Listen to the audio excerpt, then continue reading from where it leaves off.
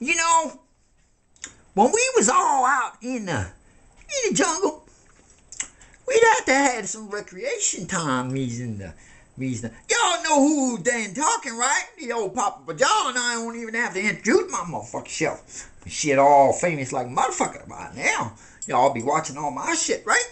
Papa Johnny the man. Well, anyway, we was in the deepest, darkest Africa.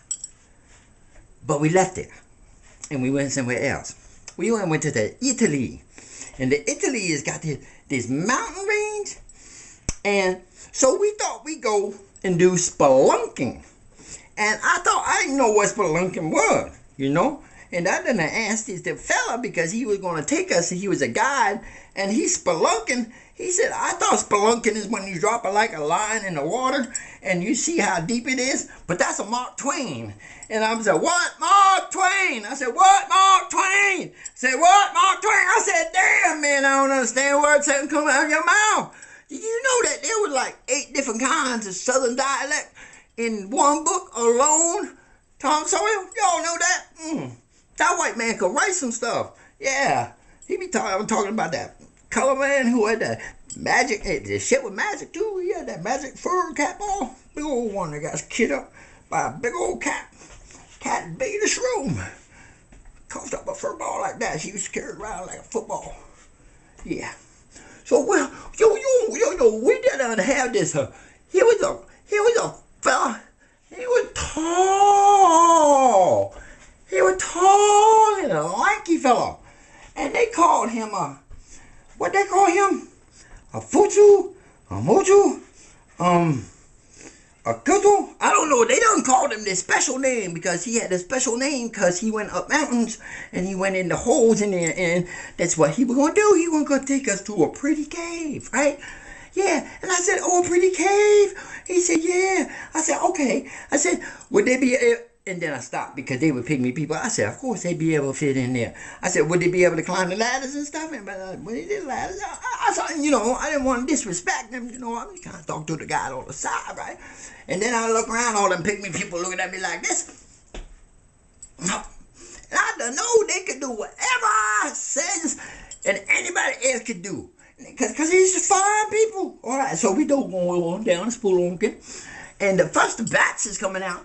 And the pygmies is just loving that. They jumping up in the air and grabbing the bat and come down, pull it out of the mouth and say, "Aguna goo goo." I don't know where they got that shit from. But anyway, so we walking in there, you know, and I'm like, every once in a while I fall and then I bounce back up because I got like a sea of brillo around me, you know, and boing, it look like shit is bouncy. All them brothers pick that shit. All them little men pick that shit up good when we out, you know, when we is out in the public doing things, you know. Other times, that thing flicked down.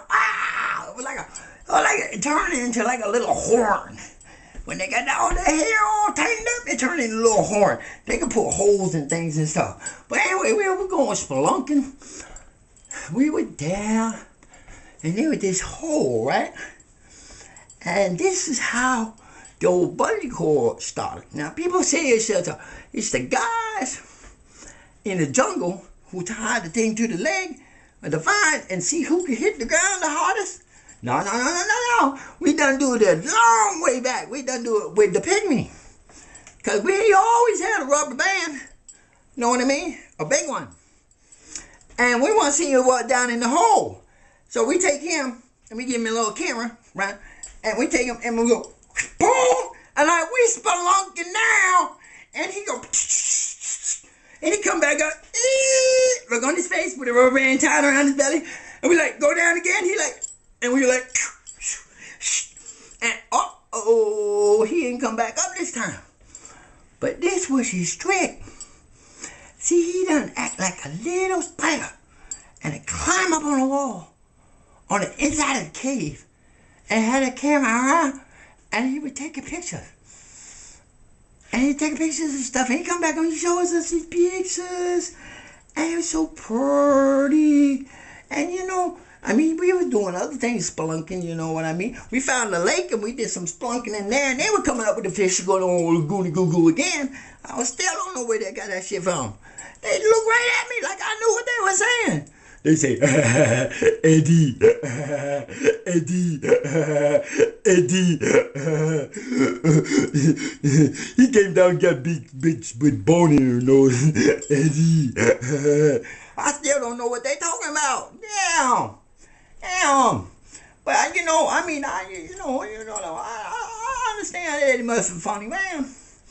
And he played the music and he do the funny thing out there. He was out there wearing that one day with the apple, going na. You know what I mean? I don't know the peoples up in Hollywood. They just fine people. They should have come splunking with us. Marilyn Monroe did. She ain't come back. We felt sorry about that. We done gone plunk down in the hole. She done plunk back up, ever. So we done, you know, we made a Marilyn Monroe model. And we put it in the bed.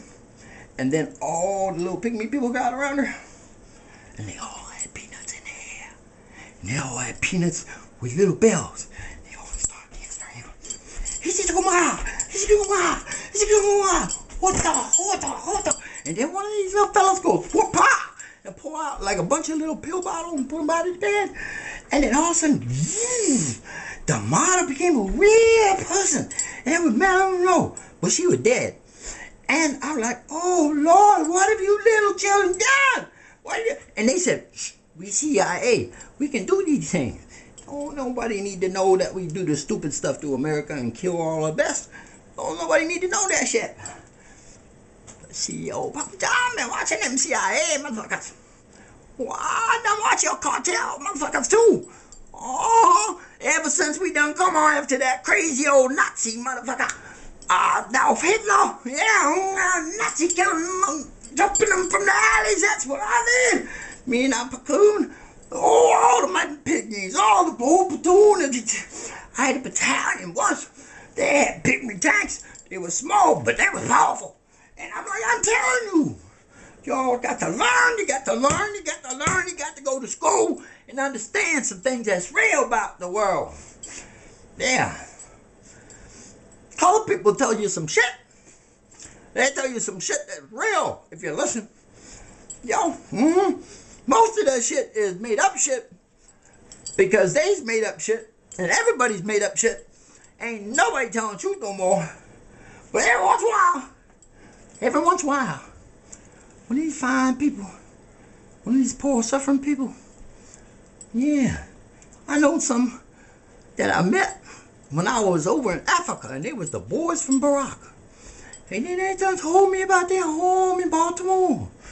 I felt so bad. These little boys, they ain't got no good food. And their houses got the roaches. You ever seen a roach? I seen a roach 2 foot big. I ain't stopped running for 6 miles. Turn around and hit the ground like 40 times. And turn around and ran 7 more miles. Oh, hell no. The biggest, scariest damn roach I ever done seen. It was in Baltimore. It turned around and chased the rat. And the rat was 4 feet. Damn. Y'all don't want to go to Baltimore. Y'all don't want to go up in the tenements. There is a rat and a roach king. And they's the one who's running fucking everything. Y'all think the crack dealers and the looters and all them motherfuckers is bad? Hell no. Wait till you see 20 cockroaches coming at you with like little hammers, and they're all 2 feet tall, and they're backed up with some rats with some 3 feet tall, and you know you can go down there into the places and the tenements, and you put a piece of, they was doing this on the news. I was watching when I was in Baltimore. They was doing this in the 90s, and they cast out with the snag line, the piece of, that little piece of cheese. Yeah. And the news people be watching, all the brothers be sitting there, right? All of a sudden he be like, oh, come on, baby. And you start reeling that in. And they get it, and he gets that thing, and you're like, what? He has something better though. He has something like this. What? I've been knocking shit down. And then they pulled him up, and he was like 6 or 7 days rest. Yeah, y'all don't want to mess around up in Baltimore. Anyway, I don't know why I got off on that tangent, but I just want to hit, I've been around. I've seen some things. Yeah, that boy from Pryor, he done scared me. I don't know if I ever want to go to Baltimore unless I got peace written all over me, you know what I mean? Love and peace. And a fucking Kevlar vest. Hell yeah. And a little hat with a whirly bird thing on it, a little cap with the colors. So they think I'm crazy. Not dangerous at all. Just walking down the street with the tutu on. Yeah, just trying to get a gourmet. Just trying to make things better today. Peace up, all. Peace up. Beat down. Yeah. Baltimore town, man. Much love. Yeah. Oh, isn't that Pygmy? Yeah. They like that spunking. I say, you want to go spunking? That's what they think it is bouncing them on a rubber band. I can say, you want to go spunking off a bridge? They be like, you want to go spunking out the window? You want to go spunking in that big old girl over there? They be like, Lord, I done seen some things I ain't gonna talk about. That big old whammo woman, man. That big old Bantu woman with a big old humba. And she got hair out like this. And it's got like seashells in it. And she turned her head too fast. It'll play knocking it out. It'll pow. Big old Bantu, crazy. Yeah, damn. Even that little pygmy was afraid of her. She was a super secret weapon. I'll tell you about her some other day. She's on the Ghetto Gourmet show. Thought I'd chop it up a little bit. Tell you the real. Look out for them 2-foot fucking roaches, man. Damn. All y'all Baltimore people, get armed against the roaches. Alright? All you need is a hammer about this big with little thing on the side that says roach killer. And then over here, you need a fishing rod, a piece of cheese, and a fish bat that says rat killer. And just go on and start a casting and see what you get. You know, and while you're doing that, turn around and give your brother next to you a sandwich. Tell him you love him. Even if he's an ugly little, thieving black boy or a nigger-hating white cop. Go ahead, just turn around and say it anyway. It'll blow their mind. Just tell them, hey, what's up, brother? And give him a flower. And then run! Yeah. Say peace up, motherfucker! I love you!